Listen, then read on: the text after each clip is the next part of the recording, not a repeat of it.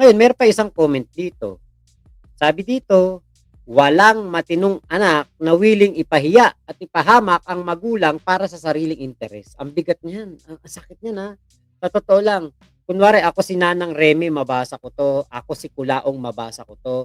Kung ako si Nanang Remy, matatauhan ako eh. Kasi nasa tamang pag-iisip si Jam dito. Sa comment niya na to. Si Kulaong, lalong manggagalaite, lalong magagalit kay Jam. Bakit? Sinoplak siya eh. Walang matinong anak na willing ipahiya at ipahamak ang magulang para sa sariling interes, para sa pakulay, para sa vlog.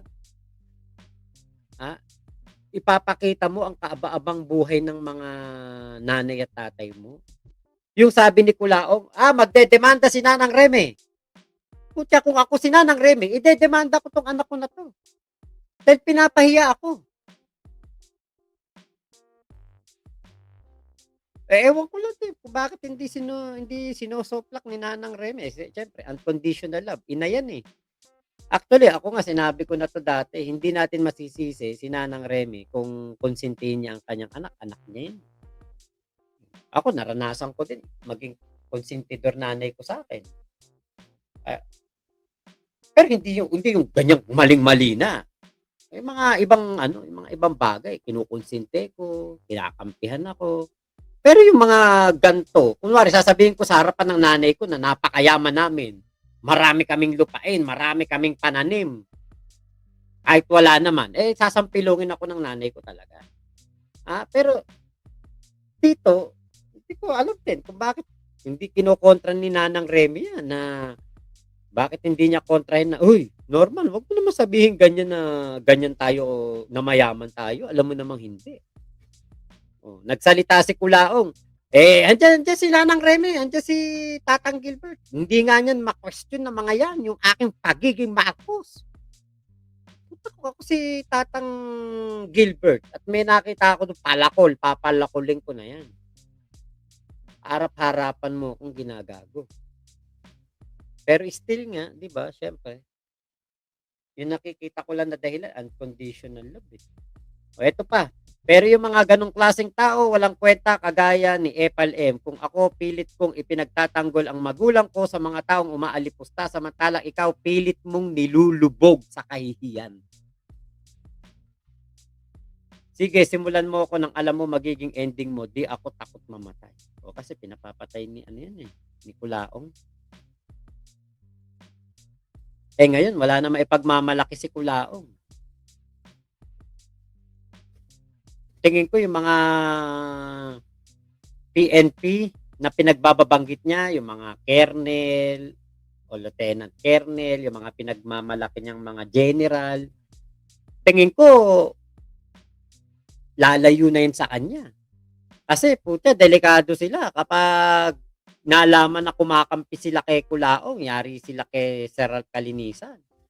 Ipagpapalit ba nila yung mawawalang mga benepisyo nila kapag retire na sila para lang kay Kulaong?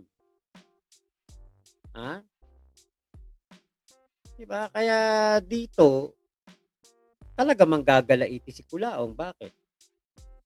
Soplak siya dito. Actually, ako nga talaga, sinabi ko nga yan, mas mabuti pa talagang anak si Jam kaysa dyan kay Kulaong. Ito yung isa niyang video. And wonderful day to all of you, sa lahat po ng mga ka-family and friends po natin. Wala po ako doon sa presensya ni Epal M. Ako po ay may sariling buhay na kailangang paglaanan ng pansin. Ako po ay nakikiusap sa mga bashers po niya o sa akin. Please lang po, gusto ko pong mamuhay ng mapayapa. Gusto ko pong mamuhay ng may katahimikan. Yun lang, ang pakiusap ko lang ay wag po sana niyong idamay yung aking nanay. Now, sa mga tao pong mga naaagrabyado ni Epal M, mas mainam po you file a case against him. Maaari na iisa ang aming pinagmulan, pero magkaiba kami ng landasin. Wala po tayong sinasang-ayunan na pangit. Mm. Bagkus may mga bagay lamang na ipaparating tayo sa tao. Kung pakikinggan ay salamat, ngunit wala po tayong kakayanan na pagdesisyonan ano ho ang gagawin po nila sa kanilang mga buhay. Kaya po doon sa mga nagme-message po sa akin, pasensya na po kayo, no? Kung may mga pagkakataong hindi ko po talaga kayo sinasagot. Sa akin lang ay pakiusap ko lang po na huwag niyo naman pong idamay yung aking magulang. Mm. Have a blessed... Di ba? Huwag idamay ang aking magulang. Di ba? Mabuti pa nga to si Jam Mangusin sinasabi, huwag niyo po idamay magulang ko. Si Kulaong, dinadamay pa niya. Binibidyo pa talaga yung nanay at tatay.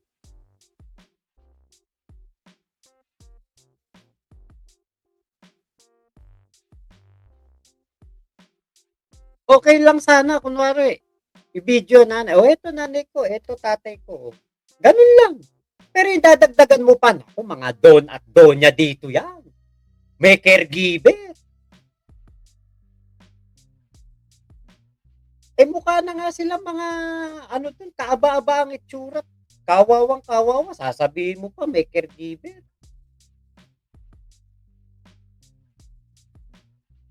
Diba?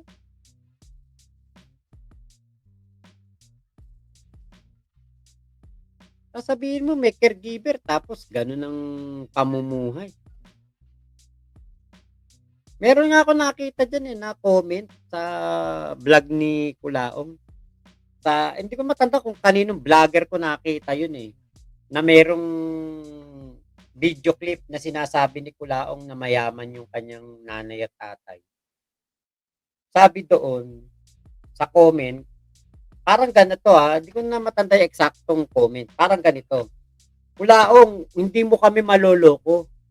Mukhang wala na nga makain ng pamilya mo tapos sasabihin mo pa may caregiver. Ano ba yung nanay mo? Lumpo. Ano ba yung nanay mo? Bedridden na, kailangan ng caregiver. Yun pa yung comment. Hindi ko na lang alam kung ano diyan, kung ano yung kung sino diyan sa mga gumagawa ng mga video clip ni Kulaong. Diba? So, talagang madadrag yung nanay tatay mo. Ang nangyari, ang sabi mo, magdedemanda si Nanang Remy sa mga vlogger na binablog siya kasi private person siya. Pero, hindi mo naisip, sino ba ang naglabas sa publiko ng nanay mo? Isa pa. Eto pa. Ikaw mismo, minumura mo nanay mo sa mga audio recording na lumabas. Kaya paano mo nasasabi yung mga ganyang bagay? Ha? Para po siya. Ikaw ang sumira sa nanay mo. Ikaw ang lumapastangan sa nanay mo. Dinig na dinig namin pagmumura mo sa nanay mo. Tinawag mo pa na anak ng tinapay.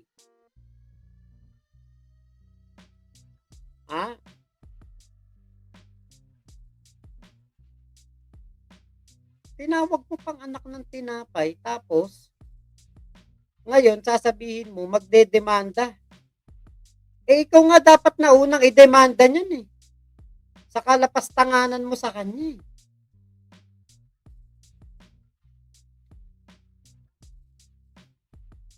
Oy, ate Mini Wong's Vlog. Ayun, thank you po sa iyong pakulay. Okay, basa tayo ng comment muna. Basang-basa na ang papel ni Mangusin, Ate Virgie. Ay, oo, Kuya Elmer, oo, sa Kamalig may kawayan, oo nga. Sa kabila ng ano yun eh, ng Malhakan, doon sa may Valenzuela.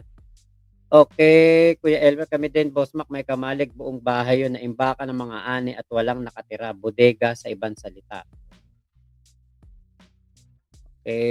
Tsaka Boss Mac, biruin mo ilang araw siya doon pero wala man lang bumisita o dumayo sa mga kalugar niya upang kamustahin man lang ang pandemic hero nila.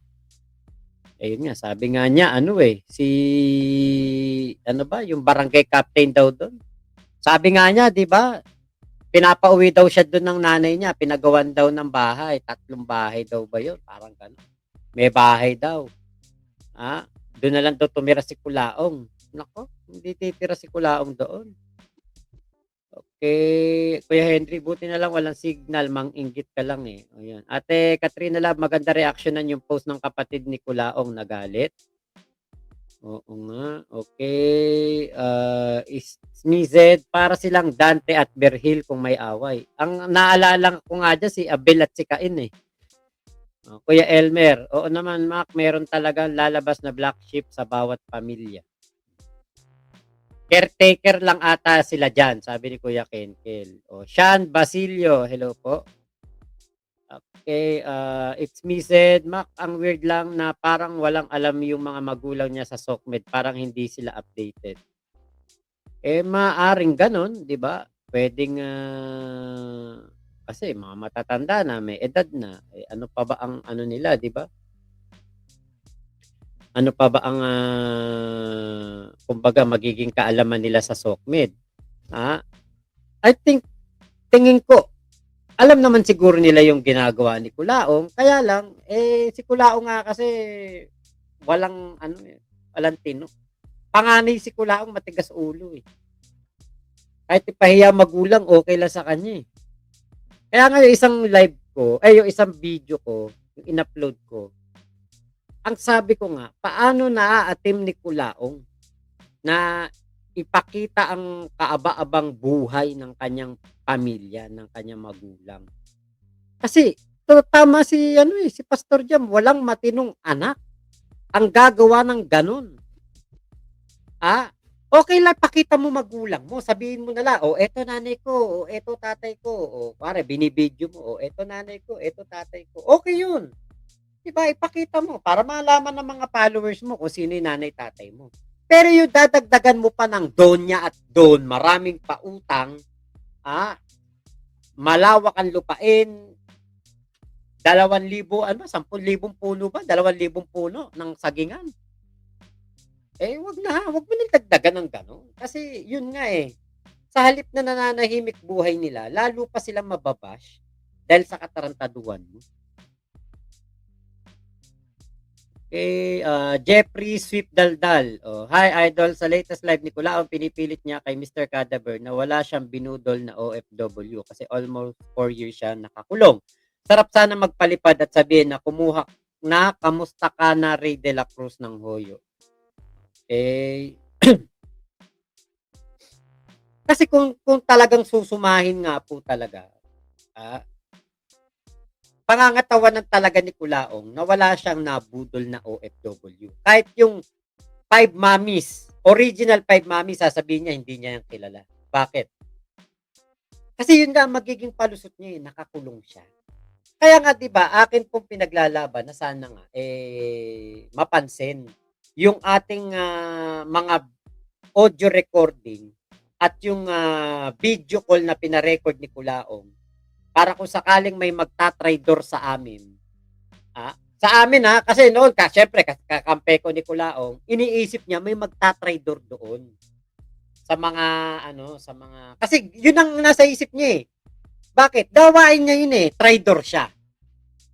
Tinraidor niya si Naimerian, tinraidor niya ang 5 mommies, tinraidor niya si Karen Whitmore, si Susan Broiler, ang dami niyang tinraidor. Kaya ang nasa isip niya, laging may magtatraidor din sa kanya. Kaya nung tawagan na yun, pinarecord niya. Di syempre, masunurin ako Ano niya ako Number 1 vlogger niya ako Ni-record ko. Ngayon, hindi niya sasabihin nakilala niya yung mga tao na yan. Kasi unang-una kapag sinabi niyang kakilala niya yung mga tao na yan, edi para na rin siyang umamin na nakakagamit siya cellphone, na nambubudol pa rin siya ng OFW kahit nakakulong na. Hmm. Siyempre, masisira talaga siya, malilintikan siya diyan, 'di ba? Maraming madadamay, yung mga nagpa-VIP sa kanya sa kulungan, ah, puwedeng balikan siya. Ba't mo kami nilaglag, 'di ba? Kaya hindi po aamin talaga 'yan. Okay, si Casper daw nagda-drive, 'yun ang sabi niya, 'di ba? Sabi niya 'yun, kuwento niya 'yun, Kahit na alam naman natin na si Casper baka nga kahit lisensya wala 'yan, Oh, Kuya Elmer saka Boss Mac, biruin mo ilang araw siya doon pero wala man lang bumisita o dumayo mga kalugar niya upang kumustahin man lang ang pandemic hero nila. Yung sinasabi niya kamag-anakan niya daw yung mga tao doon at mahal daw siya ng mga taga doon sa barangay nila, hindi totoo yun. Kay Ate Michelle nahihiya pa sa totoong kalagayan ng pamumuhay ng magulang niya. Akala niya sa mga manonood, mga bobo na di alam kung ano ang totoo. Oh, yun nga po, it's me, Z. Sir Mac, ang weird lang na parang walang alam yung mga magulang niya sa SOCMED. Parang hindi sila updated kasi sinabi ni Nanang Remy na may wifi sila. Oo nga po, kasi kahit na sabihin mo may wifi sila, pero yung ano kasi, yung mga may edad na ganyan, yung iba hindi nagse-cellphone 'yan. Gusto nila cellphone yung de-keypad. Kaya maaaring wala silang alam o alam man nila dahil sinasabi ng mga iba nilang kamag-anak, pero wala silang magawa kay Kulaong. Kenkel, damay-damay na daw sila Boss Mac, kung lugmok siya dapat sila din daw. O yun nga, puwede rin. Upuan madaming lumang monoblocks Kadiri, di ko kaya upuan yun. Nanggigitata. Yun ang masasabi mo 'pag nakita mo yung upuan, nanggigitata. Hindi buhay mayaman yung gano'n, 'di ba? Yung mga mayaman, mabasag lang na gano'n yung isang armrest, tapon na 'yan. Hindi na gagamitin 'yan, papamigay na 'yan. Pero doon gamit na gamit pa ni Kulaong. Pero piyaan mo na ikaw naman hangga't wala siyang palabok, si Kenkel pa din ang bunso. Ayun. Marble ang sahig, wawang matanda, di alam na pinahiya na sila ng sariling anak. Tama po. Natano, dahil sa ginawa niya, pinagmukhang kawawa niya yung mga tunay niya magulang. Naawa ako dun sa tatay niya kasi harap-harapan tinatanggi niya na tatay niya si Gilbert. Kamukhang kamukha niya nga yun. Saklap lang no, milyon ang dumaang pera sa kanya tapos dinatulungan pamilya niya. Yun nga. Yun ang totoong masasabi na isang taong matino ang pag-iisip. Da Patrick, si Kulaong din naglaglag sa sarili niya, lahat kasinungalingan. Wala na tayong magagawa dyan, Boss Mac. He's living on his own world. Kala niya kasi effective pa. John Nahib, ginagamit ni Kulaong mga magulang niya para manguto ng tao. Di na niya magagawa yung panluloko niya. Kiel Jerome, good morning po. Kay Ate Jonah, pinadalan pala ni Inay Mary Ann si Nanang. Tapos kung tawagin ni Kulaong si Inay Mary Ann ng lawlaw. Ay, ang daming nabigay ni Inay Mary Ann kay Kulaong. Ang dami. Nasa 2 milyon nga yung sisingilin dapat ni Inay Mary Ann. Nung magsisingilan na, pinalabas na issue nila ni Yama, si Inay Mary Ann daw, ninakawan si Kulaong ng 10 million pesos. Tapos inaangkin daw ni Inay Mary Ann yung bahay ba? Parang gano'n. Malaman namin, pati yung resort, yung pala, inaangkin lahat ni Kulaong. Pati negosyo ni Inay Mary Ann. Etong, ano pangalan nun? Yung, eto yun, eto yun.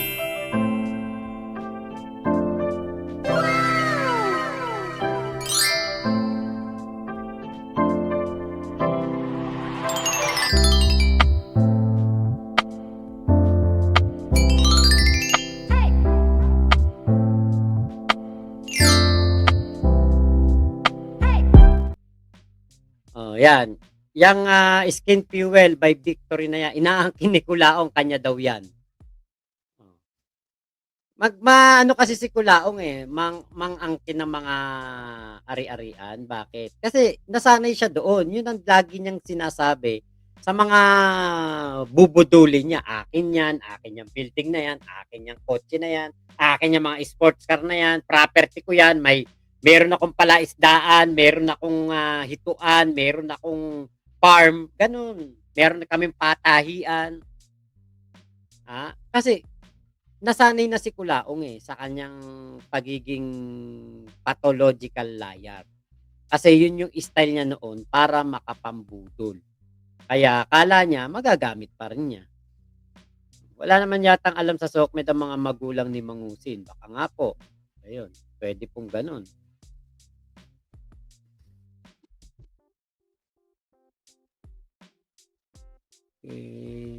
Kuya Henry, kung si Kulaong nung nakauto na 300 million kay Chong, binilan ko ng 50 hectares na lupa magulang ko, pinagawa ng mansyon, binigyan ng mga malalaking alas, binigyan ko ng negosyo, sana maganda inuuwian niya. Tama.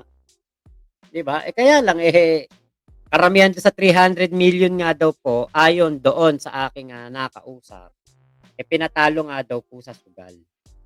Yung karamihan diyan sa pera na 'yan. Pag yan nagpakatotoo at umamin sa mga kasinungalingan niya, isa ako sa sasaludo sa kanya, sabi ni Ate Zai. Ate Ira. Walang yumayaman sa lulong sa sugal. Tama po, Ate Virgie Badyola. Ate si Armura pala to. Di daw siya nagla-live sa kulungan. Pre-recorded daw. Grabe ka, sinungaling talaga. Hindi nagla-live, umaakit nga yan sa live ko. Kapag umakit yan sa live ko, sasabihin niyan, Mac, i-private mo yung live mo. It's me, Zed. Sir Mac, ang weird lang na parang walang alam yung mga, ay, naku. Wag kang mag-ano, Zed, ha. Ilang beses ko na nabasa yan. Bingo, kaya yan talaga si Norman Mangusin. Ayan. Ate Mini Wong's Vlog, thank you po sa pakulay. Okay, halin sa duta, mas kapani-paniwala kung kukomprontahin niya personal si Kulaong at palayasin niya doon. Madali lang mag-post pero hindi ka panipaniwala. Halin sa duta, alam mo si Pastor Jam, matagal ko nang nasusundan ang buhay niyan. At magkalaban talaga sila ni Kulaong. Kaya siguro baka ngayon mo lang nalaman yan patungkol kay Jam Mangusin, kaya ganyan ang comment mo. Pero matagal na magkontrapelo yan. Pinapapatay nga ni Kulaong yan eh. Si Kulaong nagtago, warrant sa saya ni Nanang Remy. Nagtago sa saya. Nagtago warrant sa saya ni Nanang Remy. Ayun, bingo. Ate Iloy, duty here pero nakabot ulit. Hello, thank you po. Ate Jonah, James Can, hello po. Bingo, sakit nun sa part ni tatay ni Kulaong. Oo nga, ayan. Si Nanang Remy na lang total kinukonsente naman siya. Huwag lang si Don Berto.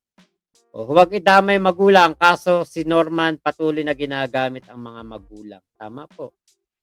Ate Iloy, being orphan, sobrang nakakaingit yung makita mong kompleto pa parents niya. Ibang klase talaga si Normang Bakulaw eh.